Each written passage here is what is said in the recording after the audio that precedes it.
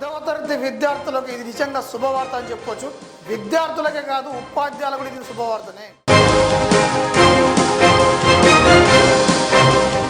గతంలో CC model పేరిట ఒక కొత్త విద్యా విధానం తీసుకొచ్చి నిజంగా చెప్పాలంటే విద్యా వ్యవస్థ సర్వనాశనం చేసింది.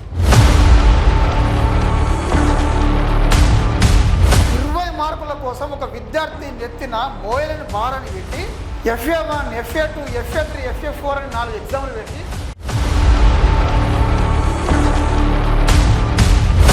సిస్టాన్ని ఏ ఒక్క ఉపాధ్యాయుడు యాక్సెప్ట్ చేయలేదు, ఏ ఒక్క విద్యార్థి యాక్సెప్ట్ చేయలేదు. డిబేట్ పెట్టండి, మేము వస్తాం, ఇది అటర్లీ ఫ్లాప్, ఇది ఫెయిల్యూర్ సిస్టమ్ అని చెప్పేసి ప్రూవ్ చేయకుంటే మీరు ఏది యాక్షన్?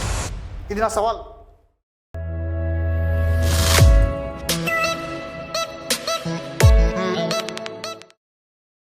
పదవ తరగతి విద్యార్థులకు ఇది నిజంగా శుభవార్త అని చెప్పొచ్చు.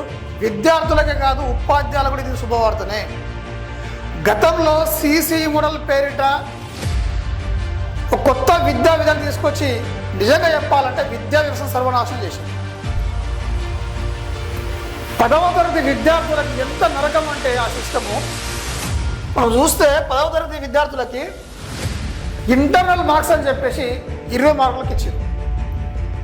ఆ 20 మార్కుల కోసం ఇంటర్నల్ ఎగ్జామ్ కోసము ఒక సబ్జెక్ట్ని 4 డివిజన్లుగా డివైడ్ చేసి, ఫర్ ఎగ్జాంపుల్ కాంటెంపరీ ఇష్యూ అని, క్లాస్ వర్క్ అని, ప్రాజెక్ట్ వర్క్ అని, స్టూడెంట్స్ రెస్పాన్స్ అని, అంటే సబ్జెక్ట్ని బేస్ చేసుకుని ఒక్కో సబ్జెక్ట్కి 4 డివిజన్లు డివైడ్ చేస్తాం. 4 డివిజన్లుగా డివైడ్ చేసి FA1, FA2, FA3, FA4 అని 4 ఎగ్జామ్లు పెట్టి ప్రతి FAకి ఈ 4 డివిజన్లు రాయాలి. ఆ స్టూడెంట్కి చదువుకోనికి టైం దొరకదు, వాడి ఇంటికి పోయి నిద్రపోడు, పుస్తకాలు ఓపెన్ చేయడు, మొబైల్ పట్టుకొని పిక్చర్లను డౌన్లోడ్ చేసుకుంటా, మ్యాటర్ డౌన్లోడ్ చేసుకుంటా, ఇక వాడికి పొద్దున్న నుంచి సాయంత్రం రాసులే ఇక వాడికి చదువు ఉండదు, సంధి ఉండదు. క్లాస్ రూమ్లో ఉపాధ్యాయులు చేసి పాటలు వాడు సరిగ్గా, ఎందుకంటే వాడి మైండ్లో మొత్తం క్లాస్ వర్క్ రాయాలి, ప్రాజెక్ట్ వర్క్ రాయాలి, కాంటెంపరీ ఇష్యూ రాయాలి, స్టూడెంట్ రెస్పాన్స్ బుక్ రాయాలి. ఇవి రాయకుండా 20 మార్కులు రావు. ఇది ఆ సిస్టము, ఇదే నా సిస్టము.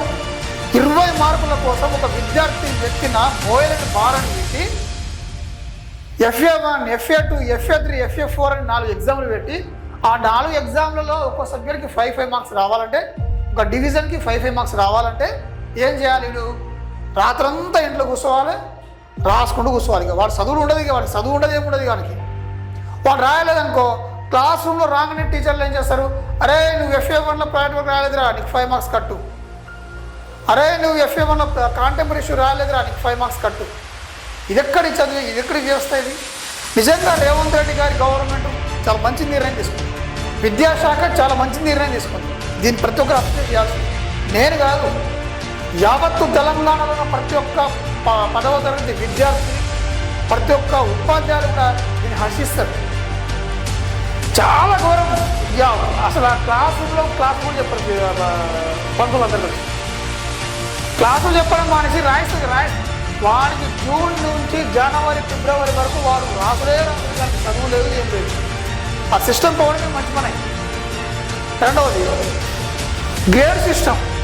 దేనికన్నా grade system A1, A2, B1, B2, C1, C దేనికా గ్రేడ్ సిస్టమ్.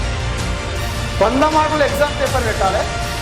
వానికి 1 కాబట్టి బట్టి ఎన్ని మార్క్స్ అన్ని మార్క్స్ సర్టిఫికేట్ ఇవ్వాలి, అంతే. కానీ వానికి 92 నుంచి 100 లోపు ఎన్ని మార్క్స్ వచ్చినా వానికి A1 గ్రేడ్. నిజంగా చెప్తున్నా, ఈ సిస్టాన్ని ఎత్తివేయడం ప్రతి ఒక్కరు హర్షిస్తున్నారు.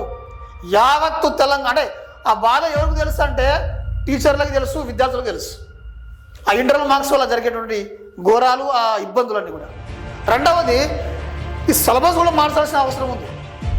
సిసి మోడల్ అని చెప్పేసి ఒక సిలబస్ తీసుకొచ్చారు. ఏమంటారంటే మేధావులు, సిసి మోడల్ వల్ల విద్యార్థిలో ఆలోచనాత్మక శక్తి పెరుగుతుంది, కొత్త కొత్త ఆలోచనలు వస్తాయి, వాడు సొంతంగా ఆలోచించేటువంటి శక్తి వాడికి వస్తుందని చెప్పేసి అంటున్నారు.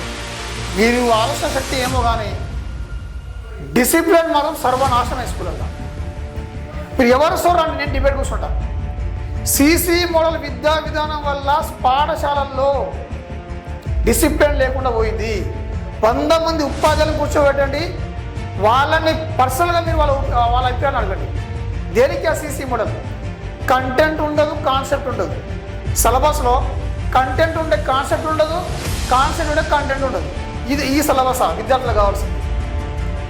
CC model utterly flop. మీరు ఎక్కడ రమ్మన్నా వస్తా, మీరు ఎంత పెద్ద మెదడు తీసుకున్నారని నేను డిస్కస్ చేస్తాను. నాతో పాటు 100 మంది ఉపాధ్యాయులను తీసుకొస్తా. ఒక్క ఉపాధ్యాయుని సమర్థించమని చెప్పండి, సిసి మోడల్ వల్ల పిల్లలకు జ్ఞానం జరుగుతుందని చెప్పేసి. వరుస సిస్టమ్ అది, ఆ సిస్టమ్ తీసేయాలి అసలు. సిసి మోడల్ వల్ల పిల్లలలో క్రమశిక్షణ లోపిస్తుంది, ఇది వాస్తవము. ఏ రోజైతే విద్యా విధానంలో సిసి మోడల్ వచ్చిందో ఆ రోజు నుంచి విద్యార్థుల క్రమశిక్షణలో మార్పు వచ్చింది. ఉపాధ్యాయులను గౌరవించడం మానేసారు, తల్లిదండ్రులను గౌరవించడం మానేసారు, వారి ఇష్టం తిరగడం స్టార్ట్ చేశారు. డిసిప్లిన్ పోయింది అది. సో మరొక్కసారి నేను ఏమంటున్నా అంటే, ప్రతి ఒక్క ఉపాధ్యాయులు, ప్రతి ఒక్క 10వ తరగతి విద్యార్థి దీన్ని హర్షిస్తుండు. అదేవిధంగా దయచేసి తెలంగాణ ప్రభుత్వం మరొక విషయాన్ని గుర్తు చేసుకోండి. 6వ తరగతి నుంచే వీళ్ళు FA1, FA2, FA3, FA4 ఎగ్జామ్లు పెట్టి ఒక సబ్జెక్ట్ని 4 డివిజన్లుగా డివైడ్ చేసి ప్రాజెక్ట్ వర్క్, కాంటెంపరీ ఇష్యూ, దాని ఏమంటారు మన student response, FA exam book, ఇవన్నీ పెట్టి పిల్లల మీద బర్డెన్ ఎక్కువవుతుంది. వాళ్ళకు నాలెడ్జ్ తక్కువ, రాసుడు ఎక్కువవుతుంది. రేవంత్ రెడ్డి గారి ప్రభుత్వానికి, విద్యాశాఖ వారికి ఖచ్చితంగా ఒక ఎడ్యుకేషనల్ సోషల్ వర్కర్గా నేను సమర్థిస్తున్నాను. Grading system wrong. At the same time internal 10వ తరగతి విద్యార్థులకు ఇంటర్నల్ మార్క్స్ సిస్టమ్ కూడా ఇది రాంగ్. ఈ రెండు తొలగించడం వల్ల విద్యార్థులకు మేలే జరుగుతుంది. ఈ వాస్తవం ఇది. మీరు ఏ ఉపాధ్యాయులు అనుకోండి, భరించలేకపోతున్న టార్చర్ విద్యార్థులు. వానికి జూన్ నెల నుంచి డిసెంబర్ మరి ఇంకో విషయం మర్చిపోయి ఎట్లా పెంచిస్తారంటే వీళ్ళని, అరే నెక్స్ట్ మంత్ ఇంటర్నల్ వాళ్ళు వస్తున్నారా, ఈ 4 నోట్స్ కంప్లీట్ చేయకుంటే మీకు ఇంటర్నల్ మార్క్స్ పడవురా.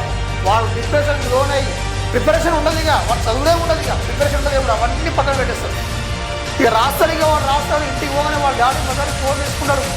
లేదు కొన్ని పిక్చర్లు ఉంటాయి, ఆ పిక్చర్స్ అని డౌన్లోడ్ చేయాలి, పుస్తకాలు నోట్బుక్లు పేస్ట్ చేయాలి, ఇన్ఫర్మేషన్ నెట్లో డౌన్లోడ్ చేయాలి, ఆ మ్యాటర్ మొత్తం రాయాలి, 100 పేజీలు రాయాలి. ఎవడైతే బాగా డిజైన్ చేస్తాడో, ఎవడైతే బాగా రాస్తాడో, ఎవడైతే బాగా పిక్చర్స్ పేస్ట్ చేస్తాడో వానికి మంచి మార్క్స్ పడతాయి. ఇదేనా విద్యార్థులకి మనం నేర్పాల్సింది? దీనివల్ల విద్యార్థులకి ఆలోచన శక్తి పెరుగుతుందా? మొబైల్కి బానిస అవుతున్నాడు, ఆలోచన శక్తి కాదు. గ్రేడ్ సిస్టమ్ వల్ల, ముఖ్యంగా ఇంటర్నల్ మార్కుల వల్ల, ముఖ్యంగా సిసి మోడల్ వల్ల ప్రతి విద్యార్థి మొబైల్ ఫోన్లకు, స్మార్ట్ ఫోన్లకు బానిస అవుతున్నాడు. మీరు ఎంక్వైరీ చేసుకోండి. మీరు SCERT ఏవైతే ఉన్నారో ఆ పేదవాళ్ళందరినీ కూర్చోబెట్టండి, నేను ఒక్కనే వస్తాను, డిబేట్ కూర్చుందాం మనం. సిసి మోడల్ వల్ల, గ్రేడింగ్ సిస్టమ్ వల్ల, ఇంటర్నల్ మార్క్స్ వల్ల విద్యార్థుల క్రమశిక్షణ లోపిస్తుంది, విద్యార్థుల జ్ఞానం తగ్గుతుంది, విద్యార్థులు అందరూ కూడా విచ్చలవిడిగా తయారవుతున్నారు. నేను ఈ సబ్జెక్ట్ మీద డిబేట్ రావడానికి నేను రెడీగా ఉన్నా. మీరు SCERT నుంచి తీసుకొస్తారా, సెకండరీ స్కూల్ సర్టిఫికేట్ నుంచి ఎవరు తీసుకొస్తారు, SSC బోర్డు తీసుకుంటారండి, నేను వస్తాను, డిబేట్ కూర్చుంటాను. ఇది షూర్. మీరు ఎంత పెద్ద మేధావులు వస్తారు రండి. ప్రతి ప్రభుత్వ ఉపాధ్యాయులు కావచ్చు, ప్రైవేట్ ఉపాధ్యాయులు కావచ్చు, ఈ సిస్టాన్ని వ్యతిరేకంగా ఉండదు. ఇది వాస్తవం. ఈ సిస్టాన్ని ఏ ఒక్క ఉపాధ్యాయుడు యాక్సెప్ట్ చేయలేదు, ఏ ఒక్క విద్యార్థి యాక్సెప్ట్ చేయలేరు. డిబేట్ పెట్టండి, మేము వస్తాం. ఇది అటర్లీ ఫ్లాప్, ఇది ఫెయిల్యూర్ సిస్టమ్ అని చెప్పేసి ప్రూవ్ చేయకుంటే మీరు ఏదైనా యాక్షన్ ఇస్తాం. ఇది నా సవాల్.